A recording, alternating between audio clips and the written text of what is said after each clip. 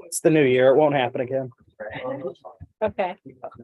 I'm gonna call the January planning board meeting to order. First up, I just want to go over the appointments and reappointments. So we have Al Blackburn, who is our new regular member of the board. He was an alternate, he's moved up to the regular member of the board. He does have to get sworn in, so as of tonight, he's just going to be talking and not voting on anything. Scott Cavey is returned as our first alternate. And Scott, did you get sworn in? No. Okay, so you're not voting either, although we have a full board anyway, so we don't need to. And then Helen Marsh is our new second alternate. Thank you, Helen, for stepping up and volunteering. And everyone else is just back for the party. Okay, so first up on the agenda is the Scene Properties Site Plan Review. Where we left off last week, we had the public hearing, we opened and closed it. And a resolution was drawn up in the meeting since then. And is the applicant here? No. Okay, so the applicant's not here, so Warren, so they got to you with the maintenance agreement. There's one of the things that was outstanding, the driveway maintenance agreement, and that's. They sent me a proposed maintenance agreement, I approved it. Okay. So the next step is just to go over the secret form then, correct? Yeah, we have to do part 2 of the short form, I have it here. and I prepared a resolution anticipating that we would issue something like that, kind of like Okay, so all right, let's go over this questionnaire. The board, please answer as I ask these questions. Again, this is for a change of use in from a farm, I guess, to a equipment storage, manufacturing in the light industrial zone. All right. Will the proposed action create a material conflict with an adopted land use plan or zoning regulations? No or small impacts. Will the proposed action result in a change in the use or intensity of the use of the land? No. So no or small impact. Will the proposed action impair the character or quality of the existing community? No. Will the proposed action have an impact on the environmental characteristics that cause the establishment of a critical environmental area? No. Will the proposed action result in an adverse change in the existing level of traffic or affect existing infrastructure for mass transit, biking, or a walkway? No. Will the proposed action cause an increase in the use of energy and it fails to incorporate reasonably available energy conservation or renewable energy opportunities? No. Will the proposed action impact existing public or private water supplies? No. Public or private wastewater treatment utilities? No. Will the proposed action impair the character or quality of his important historic archaeological or architectural or aesthetic resources? No. Will the proposed action result in an adverse change to natural resources, wetlands, water bodies, groundwater, air quality, flora, or fauna? No. Will the proposed action result in an increase in the potential for erosion, flooding, or drainage problems? No. Will the proposed action create a hazard to environmental resources or human health? No.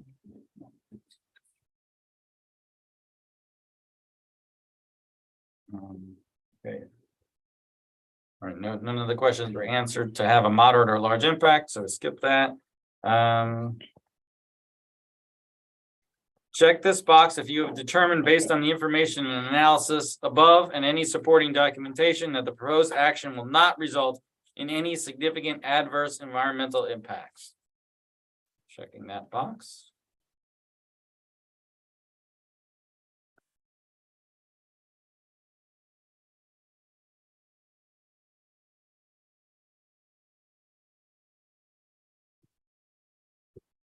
Was it the 11th?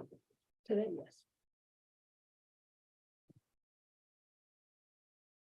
Great.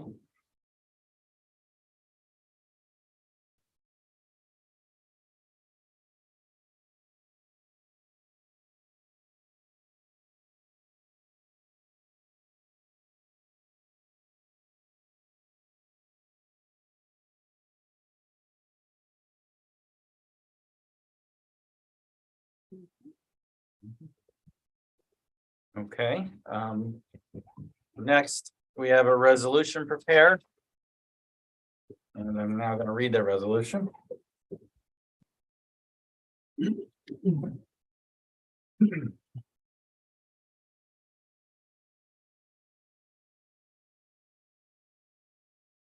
Town of Pine Plains Planning Board, resolution approving site plan of Scene Properties LLC for the premises located at 2775 Church Street, New York State Route 199, Pine Plains, New York. Whereas Scene Properties has submitted an application for approval of a site plan for the 3.4 acre property located at 2775 Church Street, New York State Route 199 in the town of Pine Plains, having tax parcel number 13420-6872-13-152371 and a change of use special permit changing the use of the premises from a farming operation to an equipment storage facility. And whereas the said premises are located in the town's light industrial district, and whereas the planning board opened a public hearing on the site plan and special permit application on December 16th, 2022, and closed the public hearing on that same date. And whereas the application and part 1 of the short form EAF were referred to the Dutchess County Department of Planning and Development in accordance with the requirements of section 239-M of the General Municipal Law. And whereas the Dutchess County Department of Planning and Development has determined that this is a matter of local concern with comments. And whereas the planning board has duly considered such comments in rendering its decision. And whereas the site plan has been submitted to the planning board in amended form dated January 11th, 2023. And whereas the planning board has conducted a visit of the site, and whereas the planning board has reviewed parts 1 and 2 of the short form EAF and has determined that this action will not have the potential for any significant environmental impacts, and that as a result, a draft environmental impact statement need not be prepared. And whereas the attorney for Scene Properties has submitted a draft shared driveway maintenance agreement for the subject property, and has submitted a draft property into the Should be just to the attorney, take the word out. right the end is just property and sorry for the subject property to the attorney to the town who has approved the same. Now therefore be it resolved that the planning board grants approval of the site plan and special permit application for Scene Properties LLC, subject to the following conditions: that the driveway maintenance agreement with the adjacent property located at 2773 Church Street, tax parcel number 13420-6872-13-133351, submitted to the attorney for the planning board for his review and approval, be fully executed and filed in the Dutchess County Clerk's office with proof of filing provided to the planning board chairman and to the attorney to the town. That all site plan improvements be made as set forth in the approved site plan plot. That the applicant obtain approval from the Department of Transportation for the shared driveway entrance as shown on the site plan within 90 days of this approval, and that proof of said approval be submitted to the planning board chairman. That all application. One comment on that. Did they indicate they can get that within that 90-day period? Do we have to put the 90 days? Well, we put the 90-day in. If they can't do it, they can come back to the board and get an extension. Do we need I to wasn't say that sure here How much time? or no? Hmm? Do we need to add any language there? No, that's just Hmm. implied. Within 90 days of this approval and that proof of said approval will be submitted to the planning board chairman. That all application escrow fees and other charges imposed on this application by the planning board and town code be paid prior to signing of the amended site plan by the planning board chairman. The only question I had, I wasn't sure, the only copy of the site plan that I had was dated October 15th. Did they submit a further site plan? Yeah. Or is this, was the October 15th the one? I don't think anything changed on it. Yeah, I don't, So if that's the case, then we should just change the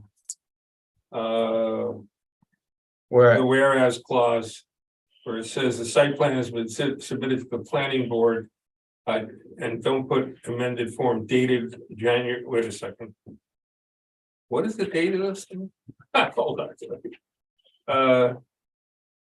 He hasn't amended it since October 15th. This is the same site plan that you approved. I thought he put something on for the I thought berm that and they had the trees. amended it. Yeah, they did. He put where the berm Did he was. show what the date of the amendment was on the copy that you? can I see that one? And I should, that would be able to.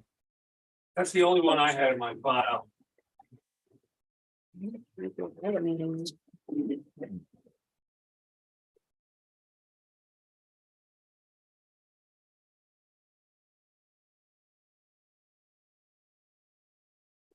Berm's The berm's on here, there. proposed evergreen, I think this is the same. yeah. I don't see anything there. Yeah, Yeah, we didn't ask for any changes. That contains everything. The fence is there, the lights are there, right, the marked on the building. So why don't we change the that warehouse? With the site plan that's been submitted to the planning board. Dated. Take out an amended form dated January. I'm sorry, what's the date? October. October 15th. Is that what it's at the end? I'll trust you. It's map folder. How's it going here? October 15th. We have it all. So not amended, so just submitted to the planning No, board. just submitted. Yeah, it doesn't look like you made any amendments to it. So we'll just say October 15th, 2022. So that will read, whereas the site plan has been submitted to the planning board dated October 15th, 2022. Got it. That was good.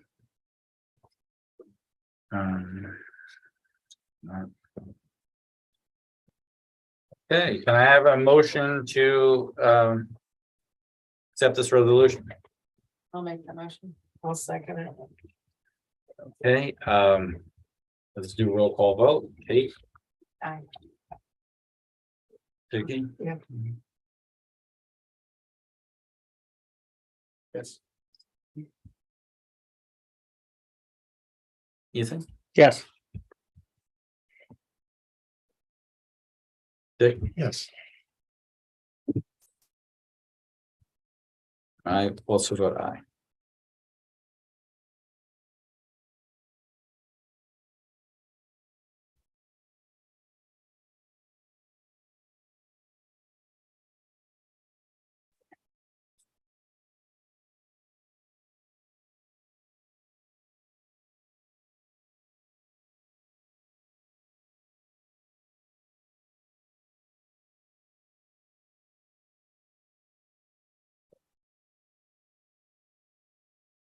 All right.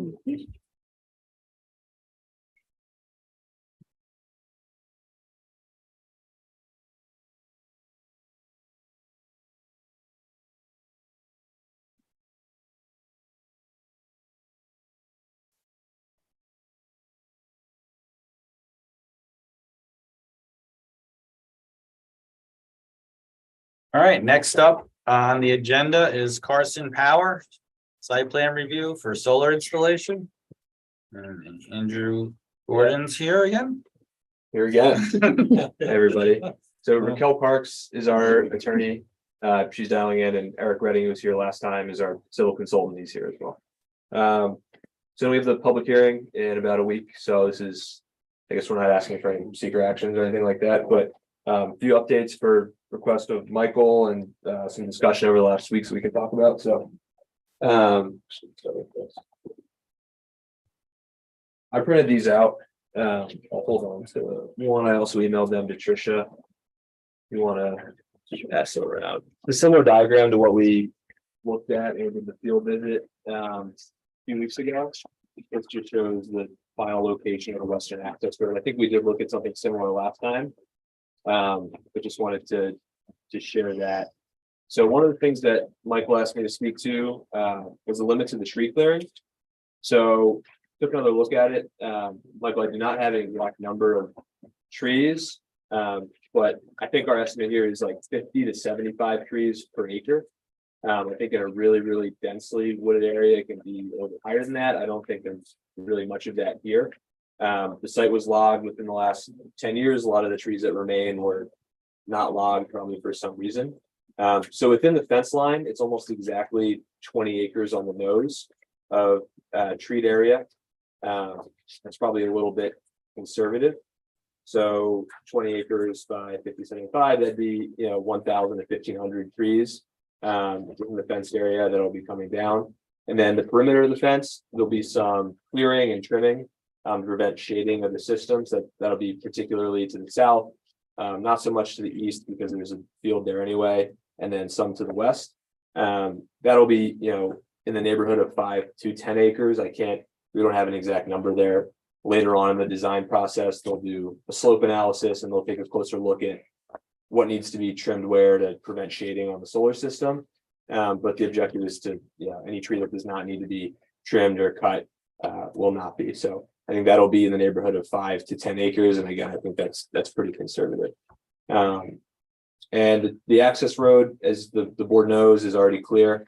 So potentially some additional trimming there to widen the road if need be, or if there's a dead tree that's hanging over, that'll have to come down for safety reasons. And then this does not have it to the east where the original road is, but we are still intending to use that original small access road right next to the substation for the point of interconnection. So you'll see, we're calling it the baby access road. It's about 300 feet that comes off of 199 there. That will just be used for the interconnection equipment. So there's no regular maintenance there. Maybe once a year, somebody would be, checking the equipment, but it'll all be full top, just look like regular utility poles. So that road would only be used for that access. And then on the existing logging road that runs back from the baby access road to the, to the east, back to the system, that will be buried cables connecting the system to the grid. So again, if they need to cut back some trees while they're installing that, I doubt they will. That would be, the limits of any clearing over there. Any questions on the tree clearing? Yeah, are you selling the wood? What's gonna happen with the wood? No, not selling the wood. What's So happening to it? it'll be disposed of. It'll probably be shipped on site more than likely. Yeah. So I'll circle back to that. So I'll go down. Michael, you have any other? So to install the cable, you're gonna have to cut some trees, or no? You think that there's enough of a road there existing that they'll be able to do? Maybe it's limited Yeah. equipment to go in. They're trenching the cable a few feet below. So it depends on what type of refusal they have, if they need to go around something, or maybe there's a tree or two right in an area that needs to be removed to make way, but they're pretty flexible. And That road is So- similar in condition to the one that we walk. I know we didn't go down that road right, previously. nice. It's a bit thinner, but it's similar, yeah. So there's 20 acres of estimated 20 acres of trees to be removed. Yeah, within the fence line, yes, and that includes stump removal. And I think that's probably a tad conservative, right? We're counting the area where the hedgerows are. There's probably not more than 50 trees on all those hedgerows that there's been How big is the actual fenced in area of the? I think it's about 45. Maybe a couple acres less, 43 or 44.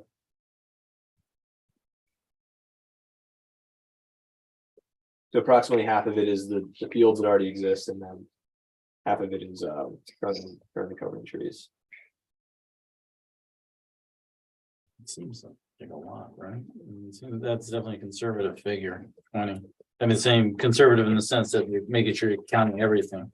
'Cause I mean, a lot of it's cornfield. I mean, we walk. Yeah, the 20 is counting like more or less every inch that's not like on this satellite image clearly field. So like I know on some of the sections over to the west, like there's some vegetation there, but it's not really till like we counted that as part of the clearing area.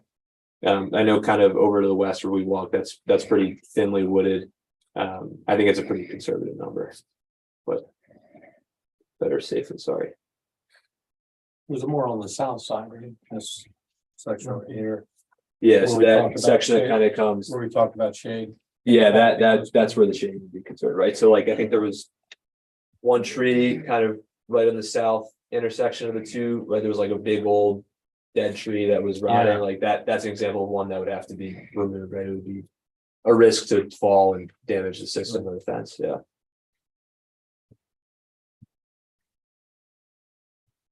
Anyone else?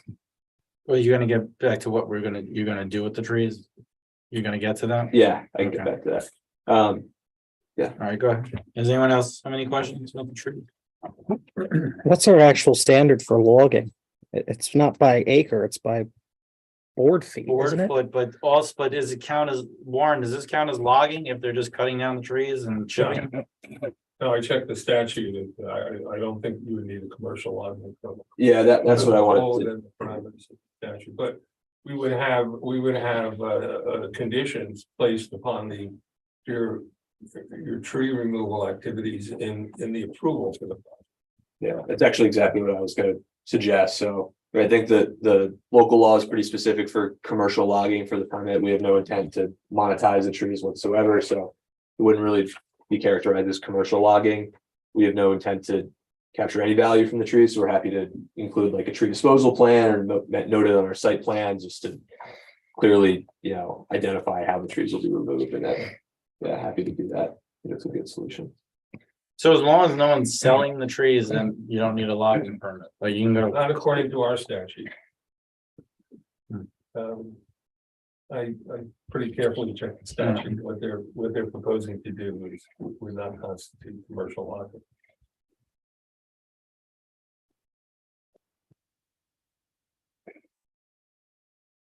Okay, Okay, that was it on trees. Next is taxes. So. It's here, if you want to pass them around. Thank you. Sure. do we have this? Does Trisha have? Yeah, I emailed this to Okay. Trisha today. Oh, what's up? Well, thank you. I'm gonna. learn. Might be-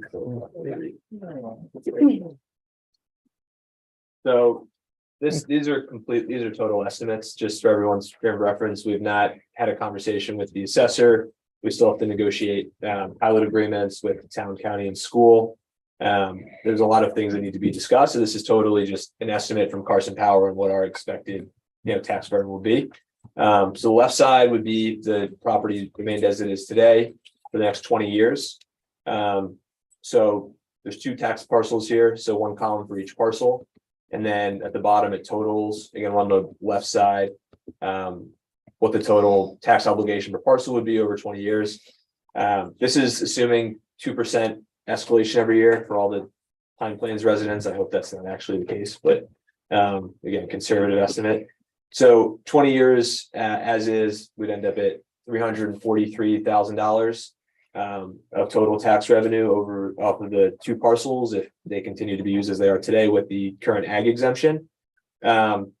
If the solar project is installed, so we would have to repay likely a portion of the ag exemption for the property that we would use. So again, that's a conversation we'll have to have with the assessor, but that's traditionally how it's done. So we'll be using about a quarter of the property, so we would pay back about a quarter of the ag exemption would fall off, and we would pay that back. So we would owe about $10,000 in year one as an ag rollback, for taxes due back over the last 5 years. That's 75% of the property that does not have any solar on it. That will continue to be taxed as it would be otherwise. So the first two columns in blue are just 75% of the corresponding columns in gray on the other side. So of those, 70 of those two parcels, you'd end up at, about 257. Yeah, 257 over 20 years.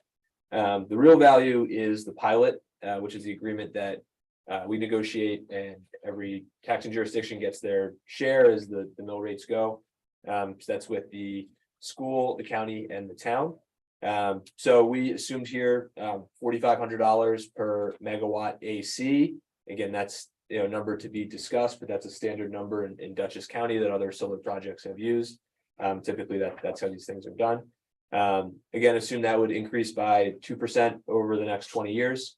That's really where the value is. That would be over $1 million over 20 years in tax revenue. So ultimately, with solar, that property is yielding $1.36 million for this estimate, and without, it's $345,000. So it's a really substantial increase in the tax value of the property. Yeah.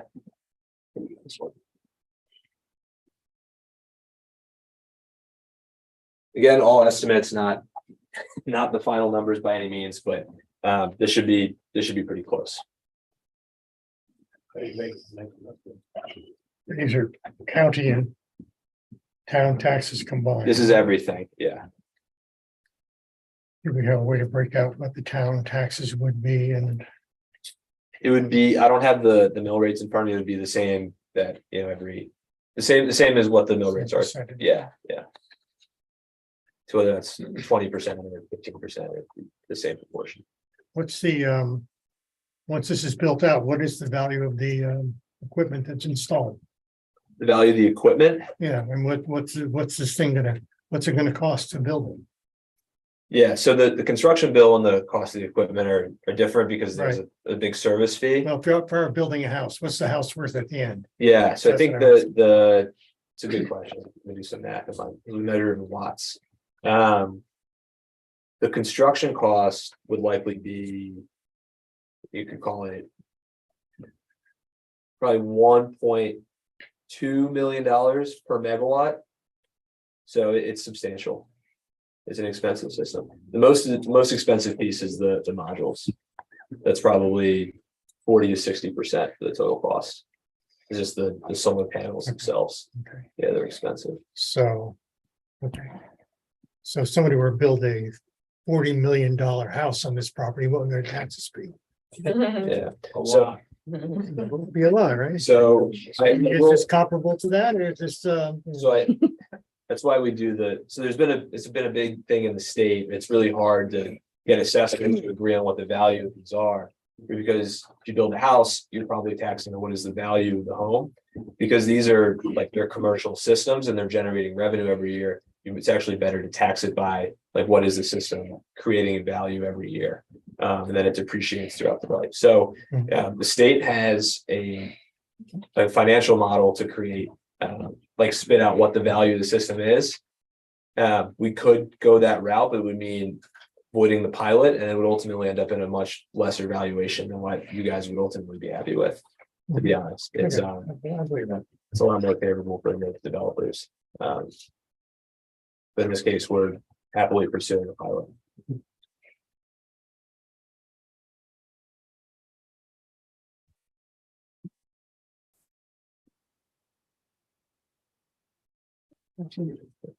Did you speak to the assessor about this approach you were taking? For the ag exemption? Yeah, No, we haven't had that conversation yet. right, because I don't know that Woodland is included in ag exemptions. I'm not sure either. Yeah, it would be, again, these are just estimates. I did it proportionally on an acre by acre basis, so. Mhm. But you're absolutely right. That would be somewhat at the discretion of the assessor on if the ag exemption only applies to the fields or if it applies to the, Mhm. parcel in general. Yeah, it's a great point.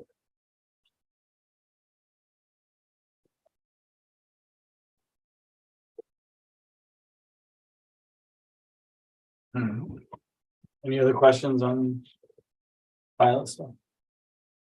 All right, what's next? I was just gonna touch base on a few things that we chatted about over the last few weeks. So just to make the board aware, we did file for a variance for a fence. So 7-foot fence is out of compliance with the town code. Restricting fence heights to 6 feet. So we filed that application to Drew earlier this week with our petition for the variance in the application. Or, hopefully we'll be on I think it's the January 24th agenda for the zoning board. And we can discuss it there and go from there. But again, just to clarify, so the National Electric Code requires a 7-foot fence to safety regulation. Every power plant in the country that goes by the National Electric Code has to have a 7-foot high fence. New York State adopted the National Electric Code, as almost every state does. And, there's a copy of that regulation included in the variance application. So there was no flexibility from the National Electric Code on fence height.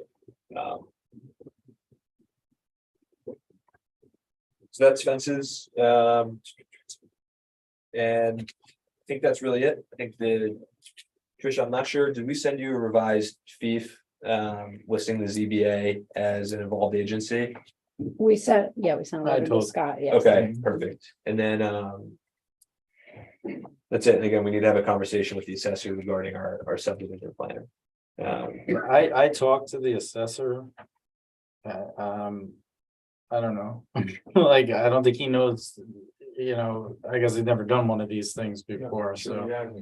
So, the courtesy subdivision thing is definitely, I don't know who we have to find out how to do it, or I don't know. What's the next step? Yeah. Like, someone has to talk to him, maybe?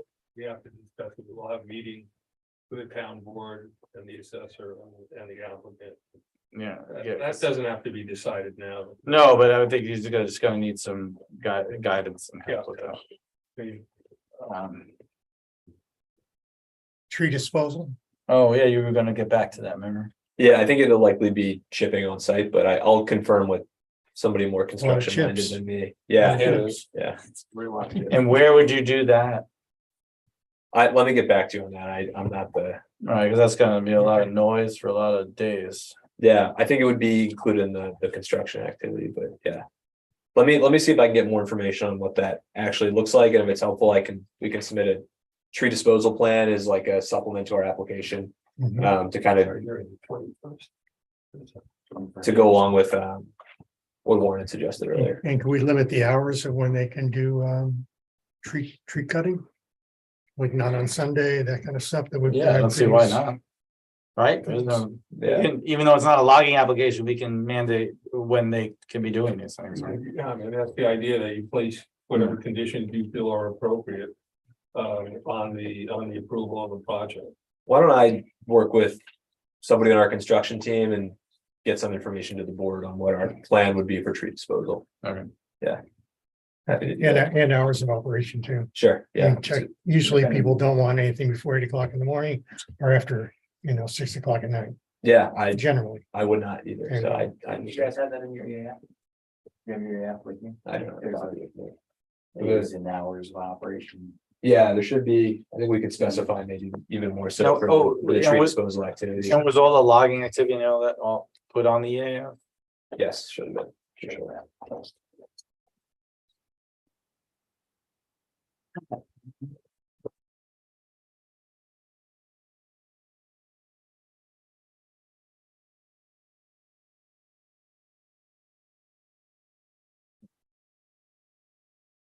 I like Jordan. A half an inch thick. Yeah, big fun.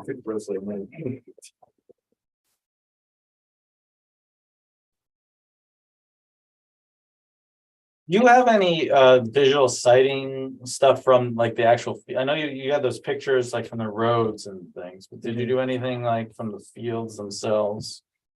No, or like any? usually people are, it's funny. Everyone's always concerned, can you see it from the right of way? But I guess, what can you see from up there? Well, Yeah. what would be concerning is, or who would be concerned is the people, remember we were up there, there's houses on the ridge across the way, Right, to across the the valley. to the east. especially to the east, yeah, that was the only exposure. So I think Okay, yeah. that would probably be good to if you can generate something like that, some views from there and from the field, or it's probably, I drove around, it's very hard to get a view of the field besides being on someone's property. You can't do it from any road, like Skunk Spizzer or anything, but you would probably need maybe some of those views from the field, Sure, so we can see what that looks like, and You then mean people towards the house? towards the houses, yeah. And then even for the ones that have trees, like, well, it's gonna look like this. Show the picture of, to the north, to the west, sure. I can try and do something and bring it to the public hearing if that's helpful. and I think that will be, I'll have to, I've heard from people, so Yeah. let me know. Okay. Yeah, our hope is very few people to see the project unless they drive up there. Right. Yeah, thanks, George. So the construction hours we shared on the fee for 8 to 6, Monday through Saturday.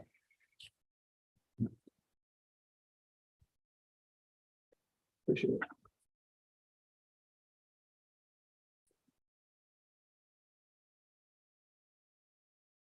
And George, you don't have anything more questions or anything, do you? No, so far the plans from an engineering standpoint look fine. I understand they're still working towards completing the stormwater pollution prevention plan. The last technical data, but. yeah, we need to see. And is that does that encompass like all this stump removal and all that, and like water runoff from that? It's all part of Yeah, that. so your initial construction and site disturbance is covered under the erosion sediment control portion. And then permanent water quantity or quality, to the extent that we need to do either of those, is covered under the permanent discussions. And as we talked about, on email, like what about the letter from the ag markets that mentioned the prime soils and that sort of? Right, so prime soils are always of concern on a development, but for solar projects in particular, they're not as crucial of an element because you're not permanently taking them out of control, right? So if it was a commercial site plan, you're putting in a mall or something of that, you're stripping this topsoil, you're encapsulating it in asphalt, et cetera, you're compacting all of it. Those soils are gone. There's no chance of ever reclaiming that site for ag, right? Similar with this housing development, you come in, you put in roads and septics and houses and foundations, right? And you just destroy the site, you regrade everything. It's no longer going to function the way it used to. If someone decided to tear down every house, rip up all the roads, you don't have that same soil and farm scenario back. With solar installations, they don't regrade the whole site like that. They don't take all the topsoil off. They're not putting in roads and asphalt and stuff. So at the end of the day, when they do their decommissioning plan, right? You take up these cables, you pull up the posts, you take the fence down, and all those soils and the site grading, everything as it was, is still there. So you haven't lost the prime soils. And there is an ag component potential during, the life of the solar farm itself, as we spoke about, sheep grazing. There's other things that happen out there. To what extent they want to explore those opportunities or whatever, again, kind of keeps it in somewhat of an ag. Sure. I think our intent here is to plant pollinator friendly species Yeah. underneath. Right. So the big takeaway is from soils, we're not adversely impacting them with a solar installation because we're not removing them. We're not grading them under with a bulldozer, right? And just mixing them with everything else and just, here's 4 foot of cut and we're filling it over here. They're just gone. They're no longer usable. They're still there and accessible. Should this be removed, you're right back to having the ability to farm if someone so chose. Okay. Makes sense. Anyone have any questions about? What about the ag data? I don't know if that's a question for Warren or not like that. What about any of the requirements the applicant has in relation to the ag data statement and being in the We have to agriculture? comply with the sending out the notice. You filed an agricultural data statement, right? Yeah, Eric, would you be able to speak to the ag data statement? Yeah, so we did complete the ag data statement. We submitted it to the town. But then since we're in an ag district, we also have to comply with New York State Ag and Markets Law. So a lot of times for solar projects, they'll require us to do some additional environmental monitoring during construction. So we'll be out there making sure that the soils aren't adversely affected. They're not being taken off site. They're not being stockpiled in in other areas of the site. So we are maintaining the existing soils on site. So that is one of the requirements of New York State Ag Markets. And then sometimes they do require mitigation payments and things like that. But we would have to comply with their law for solar projects. I guess. You're gonna be sending notice out to every farm within 500. Which we did already, right? Yeah, Did so you do that? Or Yeah. no? I got. We didn't send that out. We did list on the ag data statement all of those properties within the 500 feet. But so that notice has not been sent yet. I don't think so. No, I think that'd No. likely be closer to construction. Does that sound right to you, Warren? It's closer to construction, or that should be out for prior to the public hearing. prior to the public hearing? Well, there's two. The public hearing notice, which I think that the town sent out, and then what, Eric, do you know the requirement for the ag notice? The ag notice just has to go out to all of those properties within 500 feet. Is there a timing requirement? Not that I'm aware of. Well, what did we send for, we sent not only, We sent the hearing notice. Well, they got, one farmer got it, it must have been compliant.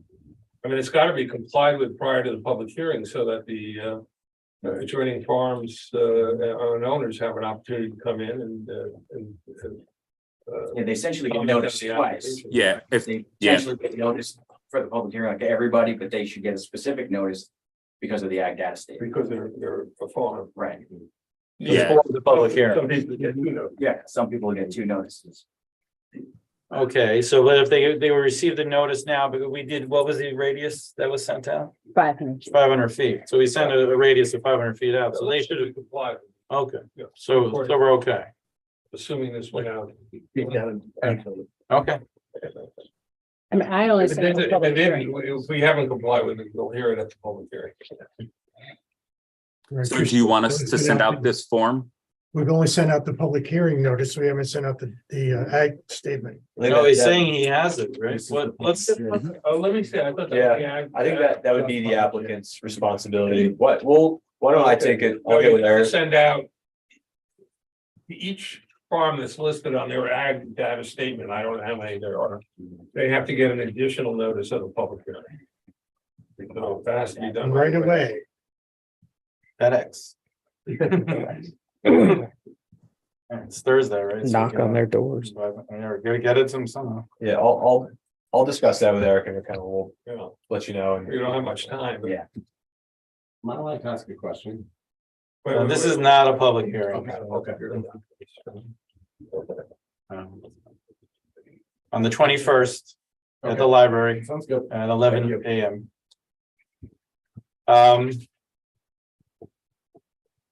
Okay, anything else, anyone? Yeah, I have an. Oh, sure, yes, fine. Can I ask Oh, quick question? yes. Yeah. Quick question. So when did the notices So, go out to the lead agency? The involved agency, because the one I have just one here that this guy Chase that went out on January 5th. Rep, is that, we added them, remember? They added them, but when did the others go out? I don't know much, 2 weeks early, let's see, December 27th. 27. Have we received responses from all the? No, we only Not all. got the Ag and Market and the Department of Transportation. Are the ones who responded. I'm sorry, who? The Department of Ag and the DOT are the only ones who responded. Okay, I mean, we have a bit of a problem, because we can't establish lead agency. We can't declare ourselves lead agency for the seeker review until 30 days is expired from the notices to all the involved agencies. Okay. And we certainly can't comply with that with the CBA. So we're gonna be having a public hearing at a time when we're not deemed yet to be lead agency. We're not gonna be able to pass a resolution declaring ourselves lead agency. Raquel, Yeah. I don't think that you're concerned about that, because I mean, regardless, the planning board has to hold the public hearing, whether they're lead agency or not. So I don't see why that would be an issue in this instance. Especially if you're not taking on any additional action other than just holding the hearing itself.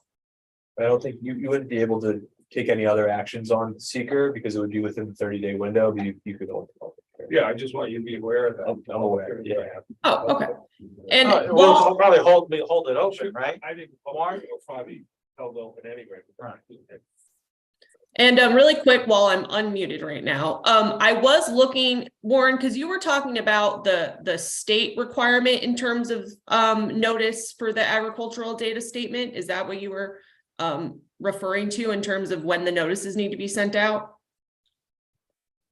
I'm sorry, you have to repeat that. Oh, so when you were asking about when the notices are supposed to be sent out for the ag statements, ag data statement specifically, were you referencing the requirements under the state law, or are you talking about specific to your town code? I think we have it in our town code. What does the state law require? Is it different from our town code? Well, I'm looking at the state requirement right now, so, Which is that- what is the state requirement? So it says that once you receive the application from the applicant, then the clerk of the planning board would mail the written notice of the application to the owners identified within the ag data statement. So she's saying that it's on us to mail it out. Yeah, it is. Yeah, based on the state law, but it doesn't give a timing on when, other than once you receive the applicant submits an application. ag data statement and compiles a list of the farms within 500 feet, and then usually the Right. planning board or whatever agency is deciding the application would send over that. So that is our requirement. And they would need that before the public hearing.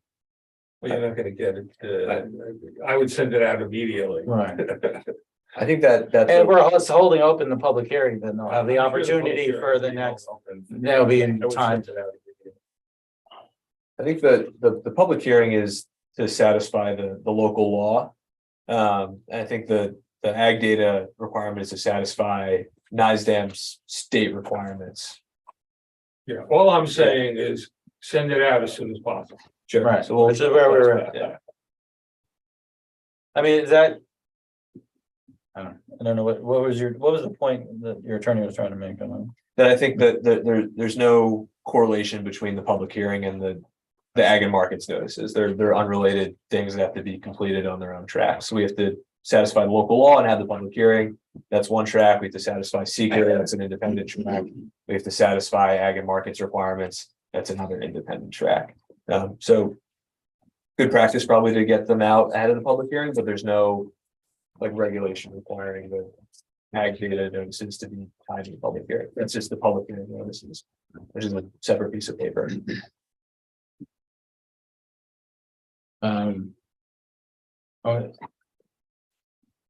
Warren, did you have another? I'm just looking at our. Yours. You remember? Yeah, did we ever talk about lighting? I mean, how is this, Yeah, Eric, I don't believe we have any lighting proposed. Yeah, there's no lighting proposed for the project. There you go. Doesn't work at night anyway. okay. So there's gonna be no lights up the driveway or around this area? Zero. No? No. Okay, that's even better.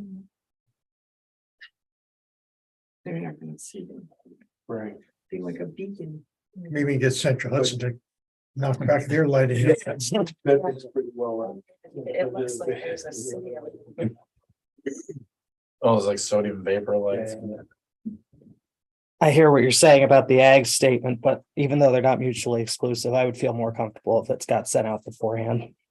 Because I could just anticipate problems if people don't have that before the public hearing. But it's the same, you're gonna get the notice. I got the notice. Get the notice for the public hearing, it's just. Our statute doesn't specify that it has to be before the public hearing, but it's implicit that it will, so. So we send them out tomorrow, So Yeah. we'll get it out tomorrow and. but the applicant can help with that, right? Sure, Oh. happy to. And anybody any farm would have received a notice of public hearing. Anyway. Yeah. So I'm not too worried that there's gonna be any, but let's just dot our i's and cross our t's. And they can be there for the second part of the public hearing in Mhm. February. Exactly. Okay, anything else, anyone?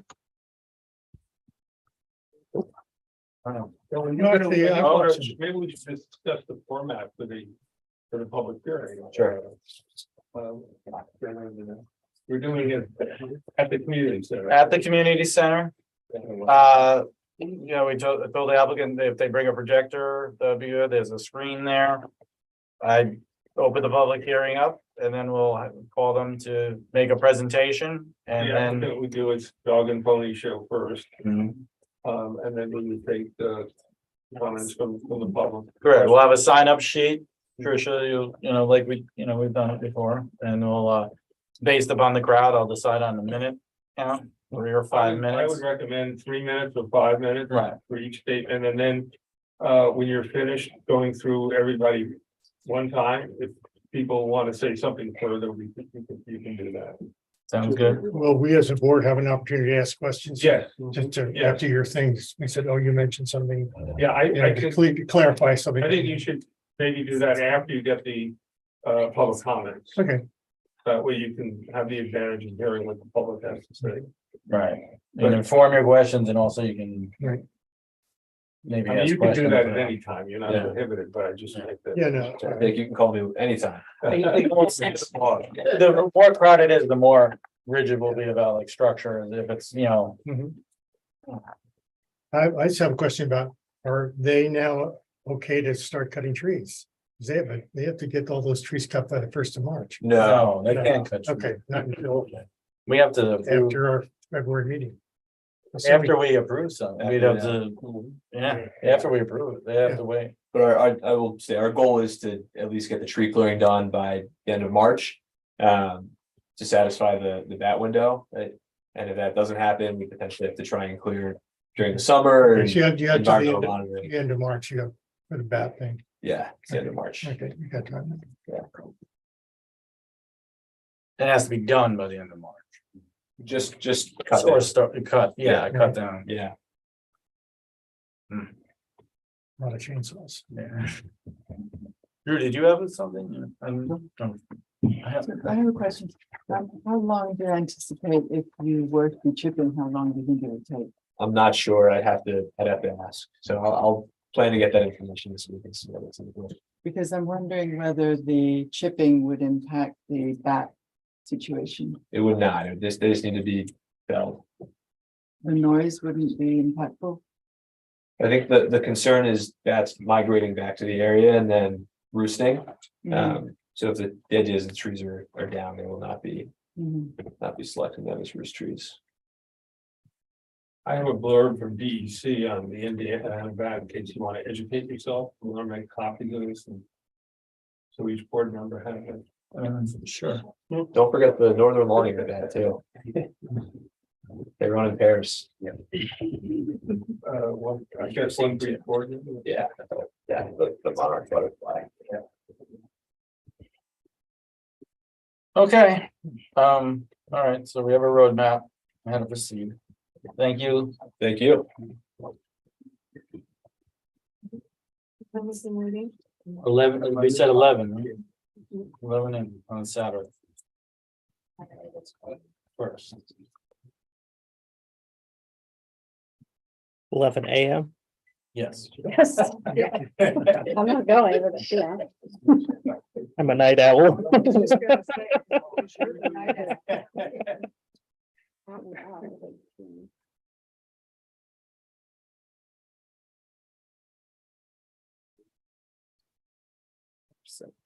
All right, so next up, we have the rural center refillery. So, Hello, would you like us to stand up front? yeah, if you could stand like in this general area here is good so that people online can see. Sure. Do we have any materials to pull up or? No, I sent Trish everything and then we're just gonna talk to you about, you know, if you have any questions and verbally walk you through it. Little narrative. Okay, it's not for hanging out. I mean, there's a few of you. Look at it. You distribute them out. Oh, you want one? I think I saw that one. So That's what we got the emailed? email, Yeah. All right, so tell us about your project. So my name's Nicole Flanagan I'm Corey Flanagan. and we are looking for a use change in the space next to the VA and the liquor store. Hold on, Sorry. we lost our attorney. So. Oh, okay. Warren, Now's the time to strike. well, I mean, do you want to be in on this application? Warren, you going to the restroom? Where's he heading? Right now. Okay, Would you like us to let's just, tell anyone what a refillery is? yeah, let's go over it. Okay. So for those of you who aren't familiar, a refillery is kind of a new concept. There is the Ozone and Red Hook. There's Village Grocery and Refillery in Kingston. But most of us know Mother Earth's, which has, you know, the bulk dry goods and coffee beans in canisters and you know, scoops, and you can go in with your reusable packaging and buy things by weight. So we're looking to do a similar concept here in Pine Plains. And we're also going to add in some like household products, like your cleanings, agents, your detergents, soaps, body wash, things like that. And for two reasons, it you know, it fills a need, it's really environmentally responsible. You know, we'd be cutting back on a lot of packaging and waste. So right now that space in between the VA and the liquor store is an office space. I believe it was a lawyer's office. So we would need to have that changed as retail space to enable us to conduct a business. Okay, and. All right, so this will be like, so it's food as well as other things. It's not prepared, well, Yeah, so it's it's a very new concept for the health department for everyone. right, so it's gonna be dry goods in the sense of like, you know, flour, rice, nuts, Coffee coffee beans. beans, that type of thing. It's not a restaurant, it's not a place to go and get your sandwich. But it's to go take your container that you already possess and are gonna continue to reuse. Fill it up by weight with the various dry goods, again, flour, oats, granolas, cereals, all that kind of stuff, as well as your household stuff like cleaners and detergents and cosmetic type stuff. But the idea is really to cut back on the packaging that everyone uses. I myself have not always been super environmentally conscious. I certainly try much harder now. But you know, I still drive a work truck, but the thought is that, you know, if we can reduce ourselves from using, you know, the big Tide 48 ounce or whatever container, and then take that and multiply it by all of us in this room doing that, think of all those things that are not going to the landfill. They're not going to questionable recycling facilities. You're just immediately cutting out any kind of middleman with that. So the idea is really to fill the need of, you know, people need products, grocery store type setup, but then to also think forward thinking with it, you know, and the little pieces of progress that you yourself can make just by visiting the store. And the idea is to keep it obviously price competitive. I'm not, you know, you don't want to scare anyone off from the market doing that, and you want to be competitive with, you know, I'm not going to pay $30 for flour when I can get the same thing for $5. Even if I save the package, I'm a family of 4. We're not going to do that. So the idea is to keep competitive pricing there, but to also carry a mix of supplies and products that, you know, the town basically dictates based on consumer demand. So it's all kind of sold by weight, kind of? Yeah, it's basically all sold by weight. Yeah, you go in, you get your, if you're coming in with your mason jar or whatever, we're gonna. And get we'll the tear sell on all the mason jar. packaging and the, pump action dispensers, the. Yeah, spray for bottles, newbies, or if everything. you're just getting started, or you see a product that you didn't bring a can for, we'll have stuff for that. But the idea is to really just reduce the amount of packaging that not only us as individuals are doing, but collectively as a community, the amount that we can cut out together. And offer a competitive price point because we're buying them bulk, which we're able to, Refrigeration units. we're not yet, We're gonna start off without refrigerated products to start. dry goods and household cleaning. Yeah. products are then- Um, The space isn't huge. The space is maybe 1,200 square feet. So Yeah, we're it's gonna not- it's just not a try to giant focus space. on, the simpler aspects of it at first, and maybe we'll evolve and maybe not, but this is where we want to start.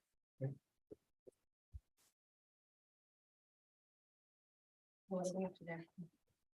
Yeah, I mean, this is, Drew, this is a retail and it's permitted use or site plan? No, it's a permitted use. Oh, it's site plan. That's right next door to. Oh, I just said. And I had put in the application, the liquor store has a current roadside sign. And we're hoping to have like a directory style listing where like to not put a second sign up, to put a sign under their sign. That's a conversation once we get, rolling with this, and once it looks good, like we can have with the liquor store or the landlord. And then, we would just have a sign within the specifications set by you guys, above our door or next to our door or something like that. That- That's the only exterior changes. It is site plan. yeah, Not special permit. No. it's not No. something. And, the sign, so if they do the sign later, they could just, Provided they're willing to work within the law, I can think. you can just approve this, and loading and unloading, you'll just have a truck pull up like the liquor store does. Similar to the liquor Yeah. store setup, it'll all be during business hours. Our hours of planned operation are Tuesday through Saturday, 10 to 5. 10 to 5 at the moment. Again, could evolve. We'll see how wildly successful. I'm sure we it'll be there. are. Earlier hours. And so a little bit of our background, so I was in retail management for like the last 15 years. I managed grocery stores, big box retail stores, et cetera, et cetera. Obviously learned a lot along the way. I moved here about 10 years ago. We actually live in Clinton Corners, so we're close by. Town of Stanford. Town of Stanford, so we are in the area. 6 or 7. I worked for Roosters, the hardware store in town for a while. So, I'm a little bit of a community man. I'm a little farther that way, but I'm still part of the area here. And really the sense was, I didn't want to go back to a big corporate retail thing because I want to serve my neighbors. I want to serve my community. I want to know people coming in by their name, and, if Johnny Bluefoot is on hard times, I want to, give them the granola on the house. I want to be able to do that. And so she has a very strong business background. Yeah, I'm a project manager and I have a bookkeeping business. So. we're good. So together we have a very strong team piece effort of- moving yeah. forward with it, But we really want to stay in a small town and not go to. Right. We want to stay in our town. And Stanford, we consider. Our daughter goes to the school down the road, Isaacson, Cold Spring. He's Yeah. it's in now, he's tucked in the So corner. this is over close to there. home. So, we want to be a part of our community. And, okay, so. What? So the site plan, so we don't have a site plan or a sketch here. I mean, but it's. But it's an existing building. It's an existing building, right? What's that, Warren? And we're not essentially. Yeah, I think something was, I have a PDF included in the application. I know I have something in there. What was there before? John's office. I don't know if those are good laps or bad laps, but I promise you we will make good use of the space. Something I think that we discussed, there's no changes to the exterior. We won't change it to the exterior besides the sign as discussed, Yeah, we're not, I'm not trying to tear up the parking lot or put up a giant billboard or more lighting or anything like that. Having a landlord is great because I don't have to do those things. So, And we think it's 1,200 square feet? Yeah, I was looking at the site plan. Did you guys see the site plan in that packet? Yeah. Okay. I was trying to figure it out. To my estimates, it's between 1,000 and 1,200 square feet. the landlord with. And what's the parking requirement for that? I mean, I take it it's. I mean, can we double count spaces that are there? I mean, obviously there's enough parking there. We can double count the spaces, right? You can. Or no? You have, I mean, we got the VA and the liquor store. Oh, the VA is. But the VA is only open. They're They're only open Tuesdays and Tuesday and Saturday. Saturdays. Yeah, Yeah, you could double count when. and not when all VA of is that, closed. How many spaces do they use? not all of that 1,200 square feet will be used as retail space. A lot of it will be used for prep storage space. Yeah, the back, so. Maybe a I mean, third of it's- So it's one, I mean, it's So we're- one level, so the back end is actually, at the moment, like. 3/4 of the way partitioned off, you know, it's like We- more of a private space. We went through this process in Stanford was our original destination, and we ran into some roadblocks because the building was just not kind of qualified for a For what we were retail trying to do, expenditure. 35, But 35 parking spaces. So we have, I think retail space requires one space for each 250 feet of gross floor area. I think they're covered. Yeah, use that. that's a very good parking lot. Yeah, that's fun. That's what attracted us to the place. That was one of the last space we were looking at. Not enough Very, parking very spaces, finicky. and we were trying to make something out of nothing. So Warren, I have a question. Two questions. One, is there a prototype for this type of business? So there are some that exist, there's one. There's the Ozone and Red Hook, there's some Beacon, Cold Spring, Village, Yeah. Spring, Kingston, it's a newer idea, So- they're all like 2 years old, 3 years old. Just imagine a wall with a ton of cylinders on it and, you know, your little dial knobs or whatever, you fill it up. There's also gonna be big, you know, like 55-gallon drums of certain things, you know, like laundry detergents or whatever that's going on. And then there's also like, you know, the scoop bins like you would have for flour or rice or whatever. That's similar to what they have in the large milk feeds. Yeah, similar too. Yeah. So what's the one in the Red Hook is called Ozone? The Ozone, they don't offer any food products, I think it has something to do with their water, luckily municipal water makes it a lot easier. Another reason it's very We attractive. started this process 8 months ago, So, yeah, a lot of them seem to, you know, specialize more in in cleaning. non-food or products because the culinary. licensing for such is. So so that's what I was much gonna ask. easier. Do you require any permits from DEC or from Department of Health? Not Department of Health, because luckily over 50% of our products, probably closer to 100%, will come from off the shelf, similar to a grocery store. So we are dealing with ag and markets. And we will, and I'm working with them right now, you know, just on prepping and getting everything ready, but it's a lot easier than working with Department of Health. Luckily, but they still will test our water. They will still do an inspection. So you have something from the Department of Health that indicates you're exempt from any permitting requirements from them? Well, it's in the handbook that I was kind of given, you know, and I've talked to the representative from the Ag and Market that she directed me that we're not. Right, we We're don't exempt fall- yeah, we from don't Department of fall Health because of that 50% threshold. If 50% or more of your revenue is coming from prepared foods, you would qualify for Department of Health. If 50% or more of your revenue is coming from off-the-shelf products, you're Ag and Markets. Can you get us copies of? Sure, yes. document For the board? myself, Definitely. Definitely. And what approvals do you need from Ag and Market? I have the application. I'm kind of just waiting to sign the lease and I wanted to see how this went tonight before we sign the multi-year lease. But it's a pretty simple application. They come out, they make sure we have a 2-bay sink for hand washing and prep, and they test for water and then. so an inspection. What are the requirements there besides the inspection? For Ag and Market? Yes. So a physical inspection of the space and then of the water and then we're good. We don't have refrigeration units, so we don't need to worry about that. It's pretty straightforward. Can you get us documentation? Of course. With regard to the Ag and Markets? Should I send that to Trish? Okay, cool. Yeah, I will. And a letter from them saying you're exempt from the health department. From the health department. Yeah. Do you have anything, George? No, it sounds right. We're running this a lot. Ag and Markets takes over a lot of these things from now. Warren, any other? No, I'm okay. I don't think, I'd like to wait. You know, you can waive a public hearing, I don't think, well, it's site plan, public hearing required. you can have, No. you can have We a can. public hearing, but you can Not wait. required.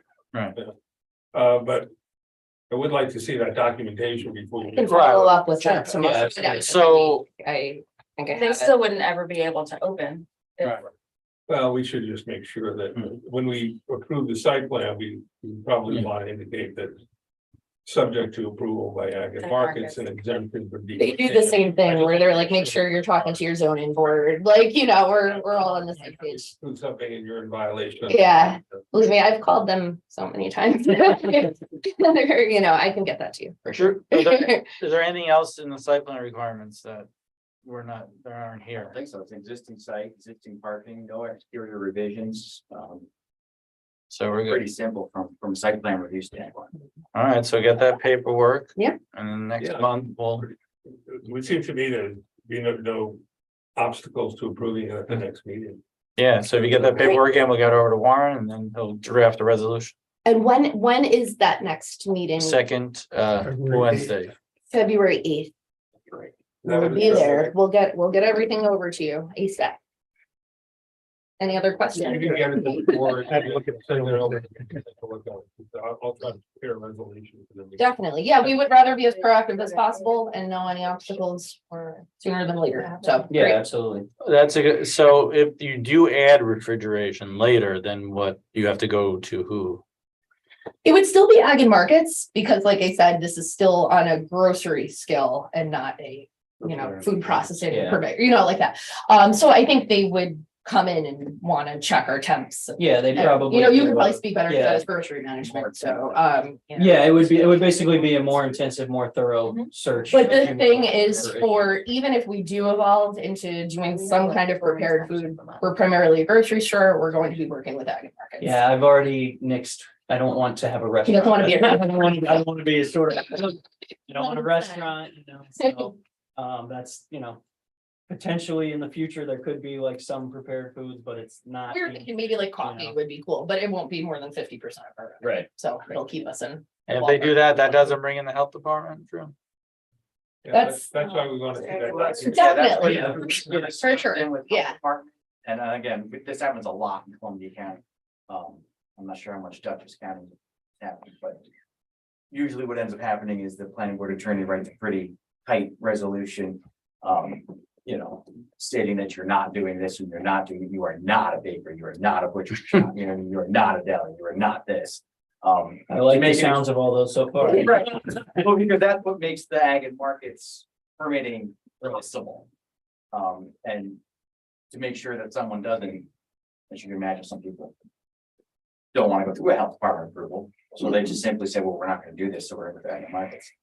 You get up and running and all of a sudden it's happened, and then you're like, everyone's going, Mhm. so that's, you know, Mhm. that's why the resolutions are written pretty tight that, so everyone understands and everyone knows, like you already know, if you've done your homework. You know, if you do this and all of a sudden you become The one of these planet- things that you're currently not, Right. you lose your site plan approval, you lose your ag and markets coverage, Mhm.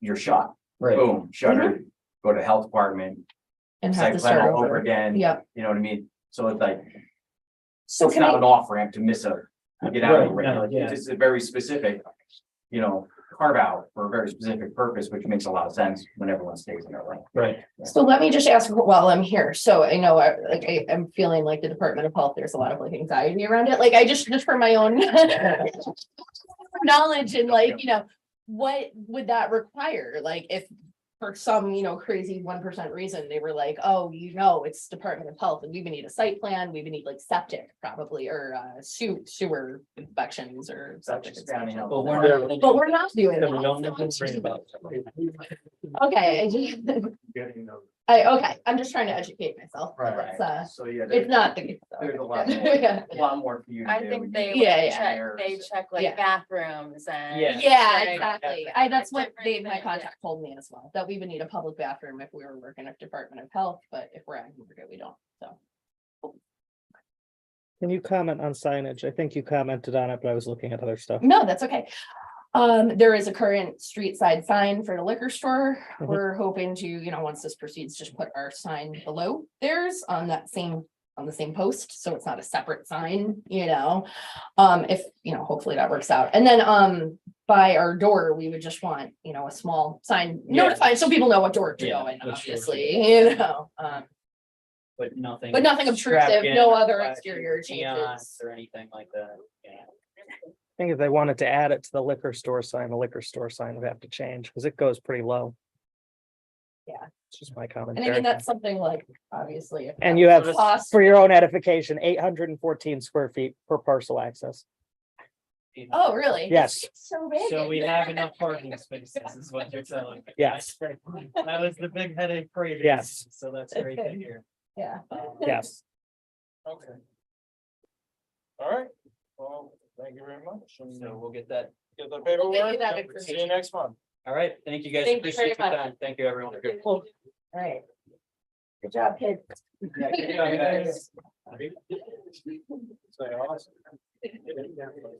There might have been some bribes, but. Yeah, right, yeah, right. Yeah, what's it going?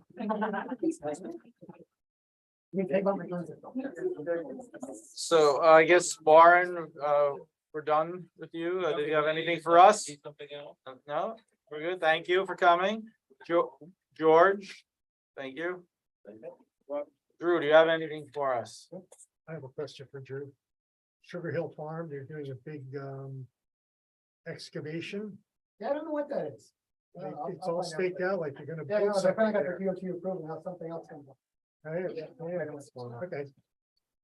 Yep. Putting in a pond. They would have to get permits to do that from somebody, right? Yes, PEC, I would assume. Drew will find out. Yeah, we'll not have to talk to DEC. I was sorry to see that big house at 199-22. Oh, have we heard? Yeah, have they, yeah, well, that was the one dealt with that. You're talking about the one? He's talking down by Hardy. I don't know if these. Oh, yeah, that one's. Is it gone already? Yep. Yeah. That big old white. Look, the house with the doctor and remember, they demoed it now. I don't remember the name. What was the name? Right. Next to the inn. Have you heard from them? Are they looking, yeah, they took it down. We don't know if they're gonna try to build it. We're working on the back house right now. I can, you wanna know? Well, you know, I mean, they talked a good game when they're here, so hopefully they'll do the right. Yeah, just find out if they, you know, it's still sitting there as a whole. So I don't know if they have plans to, yeah. Everybody is concerned about building this down. Good night, everyone. Thank you.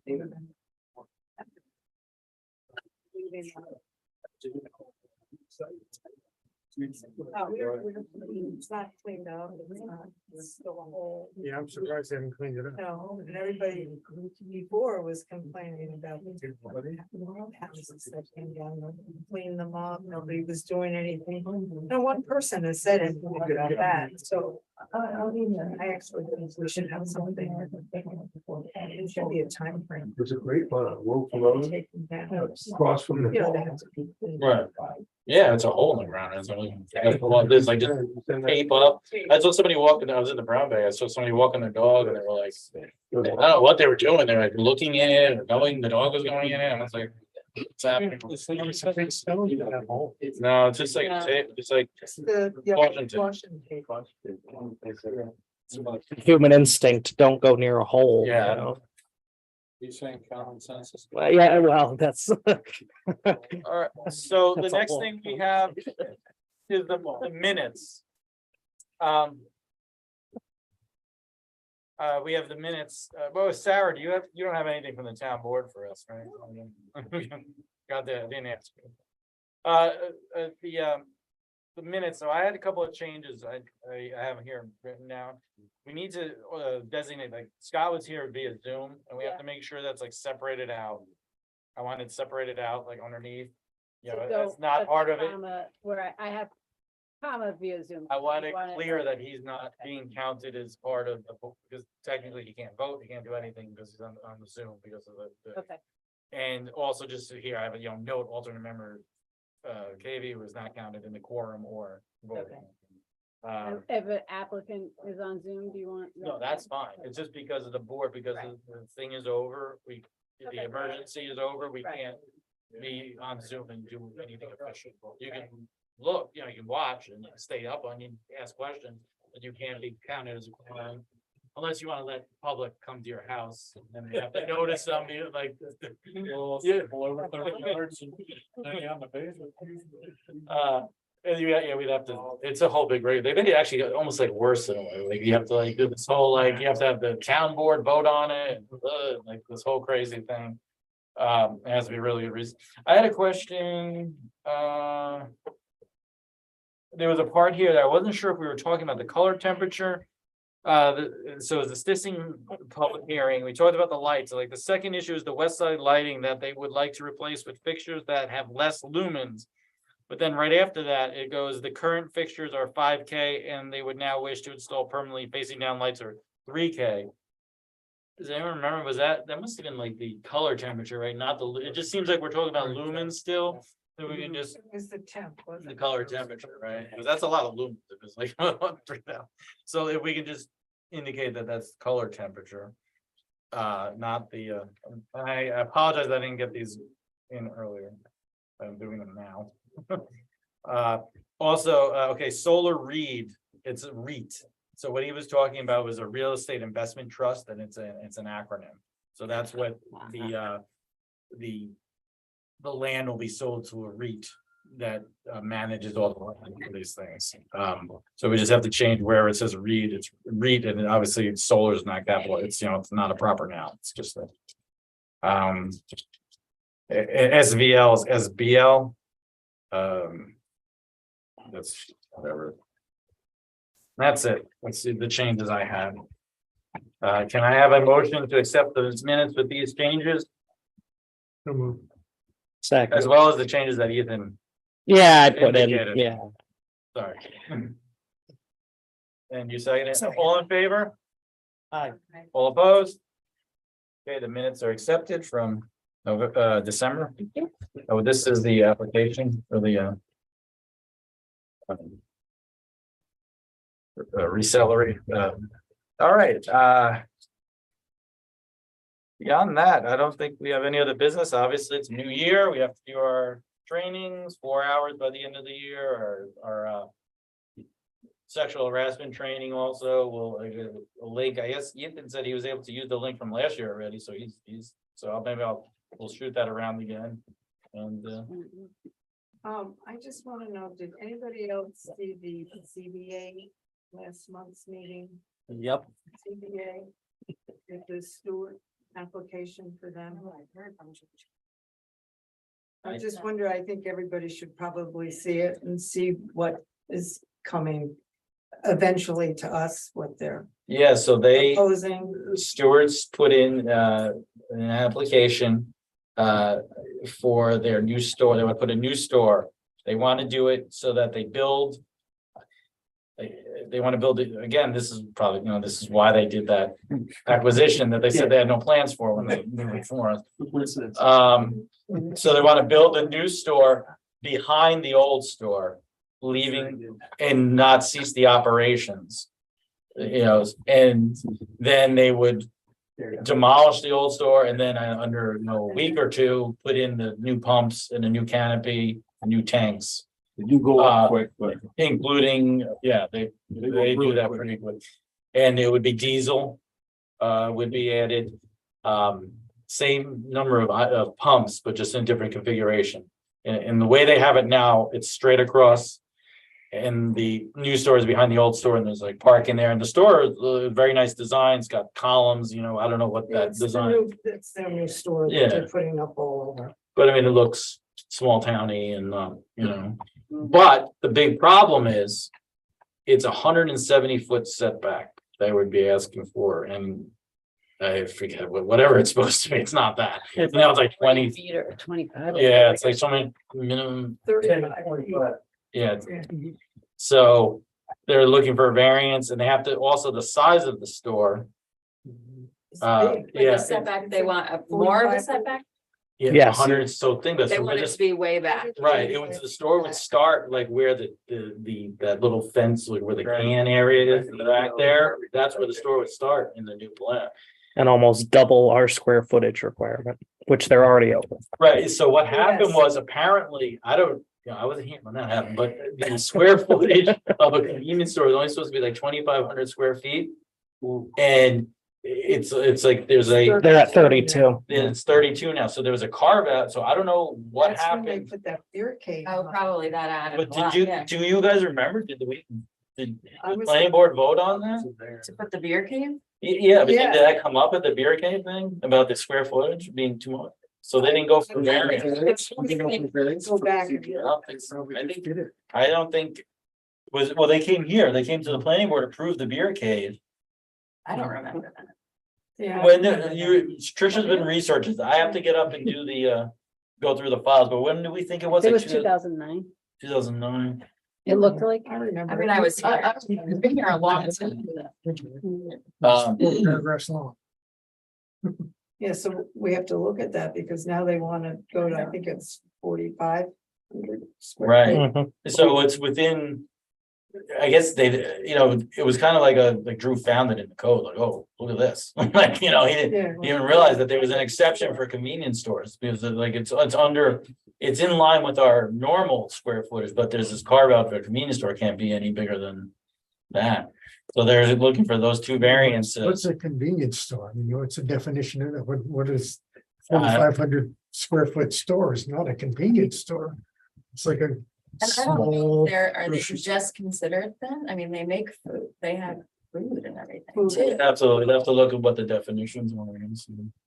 What's that? Yeah, no, they do. Yeah, food to go, That's one of the things they said they wanted to be able to have more. grab and go stuff, Right. like, yeah.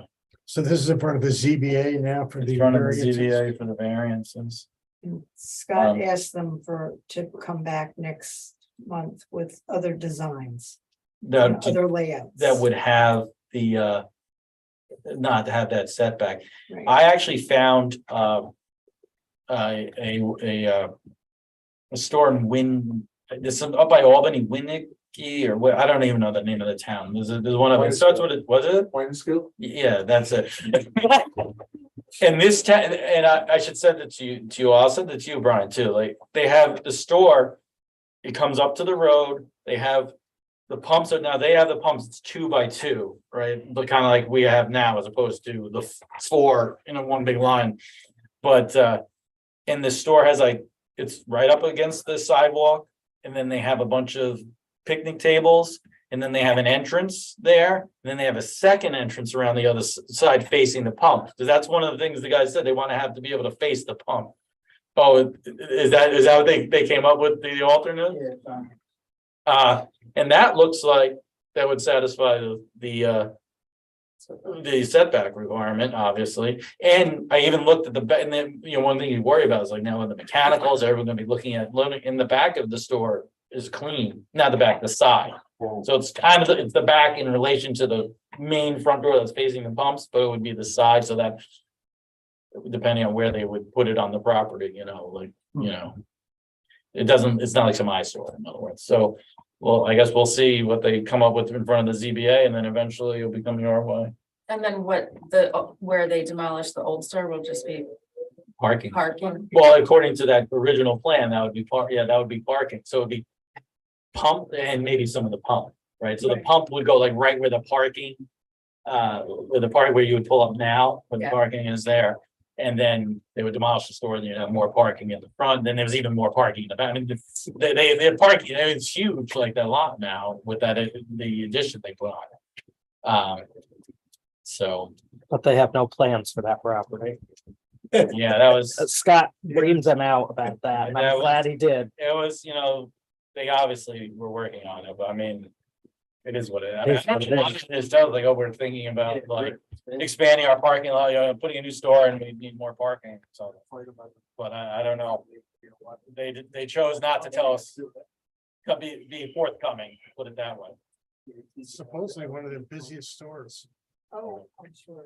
Yeah, I said, they said they're the third busiest. And obviously keeping it open while they're working for them as much possible is important for the town, like, you know. I think what people depend on, now, Yeah. forget it. Yeah. And the gas, you can't get gas, I mean, you have to drive to Millerton to get gas or Stanford.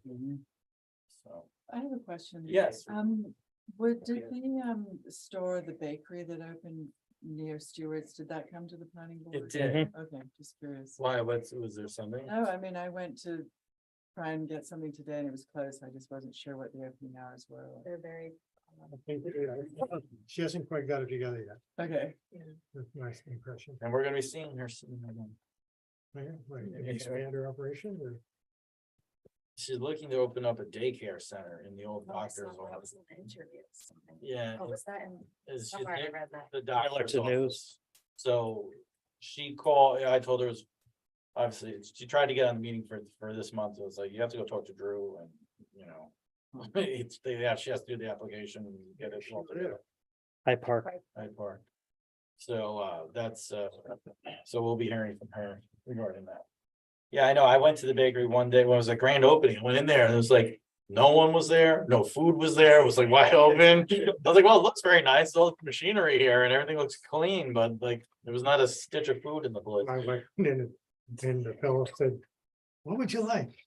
They had one muffin. She's been putting things on, Facebook, Mhm. Oh, okay. you know, what she has for the day and. So maybe she's just selling out. It'll be fine. It'll work out. You know, that's the first time she's ever done it. I think we have to I give think her a it's- chance. Oh, yeah. Like her, You know, yeah. she's trying, Mhm. she's making an attempt. Don't mean to so. make too much fun.